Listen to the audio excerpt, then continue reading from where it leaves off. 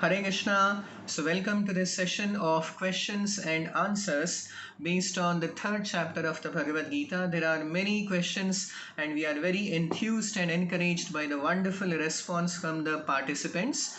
So, without any further delay, we shall begin. Renukaji has asked a question: how do we justify of being released or to liberate oneself from material bondage? Our duties towards our family, be it as a parent or as children, needs to be done. Isn't it against our dharma to shun our responsibilities? So then how do we really liberate ourselves to selflessness?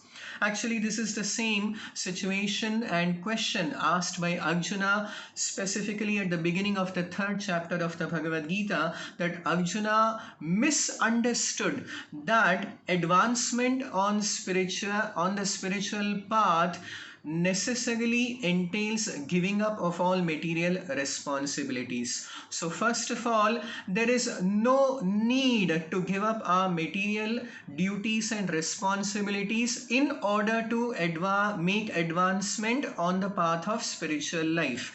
This is the beautiful gift of karma yoga, which has so nicely been explained in the third chapter of the Bhagavad Gita, that whatever karma you are engaged in, when you connect that karma to the Supreme Lord, you are practicing karma yoga and you can make tangible and definite advancement on the path of spiritual life. Of course, there is also dharma also teaches us that at the age of 50 one should shun or give up material duties and responsibilities and take up the most important responsibility of the human form of life, which is to dedicate ourselves to the path of spiritual advancement. Panchashodhvam vanam rachet. At the age of 50, the Vedic scriptures definitively advises to give up all material duties and responsibilities and take up the path of Vanaprastha Ashrama, wherein one dedicates oneself to the path of spiritual advancement.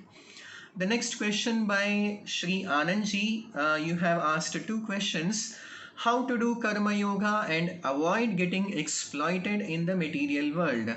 So the great sage Narada Maharshi has given a very beautiful example, that once he was passing by and came across a very cruel snake who used to bite all the passers by. So Narada preached to this envious and poisonous venomous snake and made him a devotee of Narayana, of Lord Vishnu. So after some time, when Narada Muni again came by that path, he was surprised to see the snake lying in an injured state and inquired from the snake as to what happened. Why has it got injured? So the snake explained that it had completely given up all enviousness and it was not attacking anyone, but on the other hand, people taking advantage of its non-violence, they were attacking the snake with stones. So then Narada gave a solution, and this is how we should conduct ourselves in the material world to avoid being exploited. So Narada said, I asked you not to bite, but I didn't restrict you from raising your hood. So when required, we may raise our hood so that we are not exploited in this material world while practicing karma yoga. The next question that you have asked is there a way to measure self-realization or be aware on what plane we are operating? So basically, I think you mean how to measure or our level of self-realization on the path of spiritual advancement. So this is very nicely explained in the Srimad Bhagavatam, Canto 11, Chapter 2, text number 42. It is explained that Tushtihi, Pushtihi, Shud Apaha. There are three things. Just like Annaghasam, whenever you eat a morsel of food, simultaneously you are getting Tushti, Pushti and Shuddha Apayaha. You are getting nourishment, you are feeling happiness in eating, and your hunger is subsiding. all at the same time simultaneously, and this is Paresha Anubhava. This is directly experienced by you. No one has to tell that you are feeling happiness in eating. Likewise, whatever spiritual advancement that we do, it is a direct experience or in our consciousness. Bhaktihi pareshanubhavo viraktihi anyatra syat. That this is directly perceived. No one has to give you a certificate that you have advanced so much or so forth. So this is a direct and complete experience by itself. The next question by Lalita Ganeshji. Hare Krishna Prabhu, how nicely in short you explained such big chapters. Thank you very much. Thank you also very much. So my question, you told we should do yagna means action done for the pleasure of Krishna. We are in this Kali Yuga surrounded by material environment where always our intelligence is bewildered and we are not able to concentrate. Can anyone in this Kali Yuga perform 100% spiritual activities?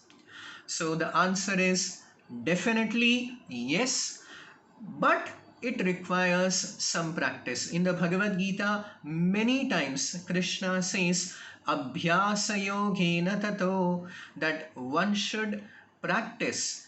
Abhyasena tu kaunteya, in the 6th chapter, in the 8th chapter, Krishna says that by proper practice, training, we can definitely come.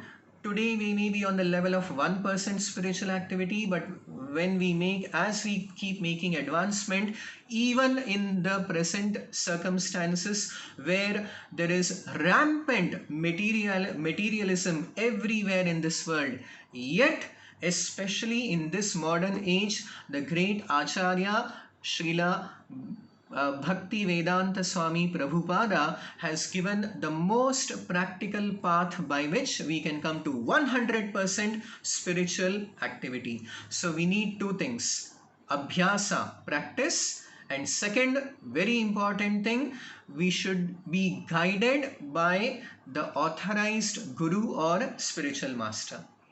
The next question by Rupa Balaji. Hare Krishna, wonderful discourse, Guruji. Thank you very much. Is Buddhi Yoga and Jnana Yoga the same?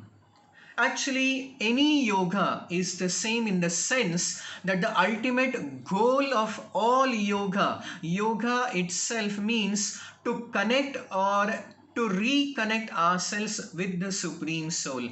The process, the definition of yoga is the process of reconnection of the Jivatma with the Paramatma. So when it is done by the means of Buddhi, Jnana, Karma, Dhyana, then accordingly that procedure is known as Buddhi Yoga or Jnana Yoga. To give a connection between Buddhi Yoga and Jnana Yoga, this has very nicely been explained, especially in the 5th chapter of the Bhagavad Gita, that one process, the process of Jnana Yoga, is like searching for the root of a tree or a plant, and the process of Buddhi Yoga is to water that root. So Jnana Yoga is the search for the Supreme Absolute Truth, whereas Buddhi Yoga is to render loving service unto that Supreme Absolute Truth. So the next question is by Rajeshwari ji. Guruji, today's mothers play many roles. Karma, like cruel teacher. If not, then no performance. As Adhyatmic Guru, as loving and caring mother, etc., etc. Today is Mother's Day. Yes, mothers do play a very, very important role. How to manage all this? If we are to concentrate on one another, we will be missed out. We are not Kunti or Ganga. How to manage our duty, enjoying our motherhood? So is it compulsory to be housewife to manage all this? I think there are many parts of this question. Anyway, basically whatever role you may have, either as a mother, you are a teacher, you are a guru, you are a loving and caring mother, but whatever role, either as a mother, father, in this material world that we may have, when we connect ourselves with the Supreme Lord by the means of Karma Yoga or by the direct means of Bhakti Yoga, that is the perfection of our material activities, our material role and responsibilities. Otherwise, we are lacking. Whatever roles, whatever qualities may be, can be compared to various zeros. Only when you add service to Paramatma, service to Bhagavan, to the Supreme Lord, that is like adding one. So without that one, everything else is zero. There are millions and billions and trillions of mothers, not only humans, even among the animal species of life, who are also doing their role as mother, as father, and various roles and responsibilities very perfectly. But the human form of life is complete. Our duty, our various roles become complete only when we reconnect ourselves with God. Otherwise, we are incomplete. The next question by Sri Jagadish Rao. Hare Krishna. During Prarthana, in any homa or yagna, Purohit tells us to pray to the Lord for getting us siddhi for our purpose of the homa or yagna. Also, Dasaru says, Bedidre yenna vadayana beduve. Does this step bind us in karma bandhana? Actually, in any prarthana, in any homa or yagna, when we give our introduction, we also, as long as we are in this material body, we do give a introduction of our material body belonging to a certain nakshatra or gotra, but that nakshatra or gotra belongs only to the body, not to the atma, to the soul. So how do we remain free from karma bandhana? We should also express in our sankalpa our real identity of the soul. And what is the identity, the parichaya of the soul? The scriptures have declared, especially Sri Chaitanya Mahaprabhu has said, Jivera Swarupahaya Krishnera Nityadasa. So when we introduce ourselves, give our parichaya, and we are convinced of that Haridasosmi, that I am the dasa of Lord Hari, then we are not bound by any karma bandhana.